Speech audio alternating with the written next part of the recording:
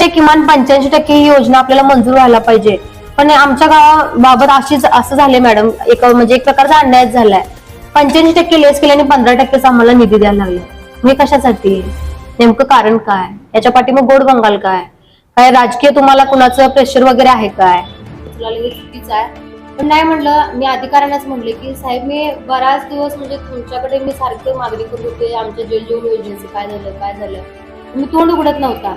मग आता निवेदन तुम्हाला स्वीकारायला काय हरकत आहे? तर मॅडम, तुम्हाला 5 कोटीची तांत्रिक मंजुरी मिळाली. मग मी म्हटलं, हेच मला अगोदर का नाही कळालं? तर ज्यावेळेला मी 8 तारखेला उपोषणाचं निवेदन दिलं, त्यानंतर मला 2 दिवसांना जिल्हा परिषद कडून 4,96,00,000ची तांत्रिक मंजुरी मिळाल्या असं मला म्हणजे त्यांनी पत्र दिलं. मग हेच पत्र मॅडम 2 महिन्याच्या अगोदर दिलं असतं तर मी त्या रकमेमध्ये मी अजून माझ्या गावची जी मागणी आहे त्यामध्ये ती मी वाढवून घेतली असती.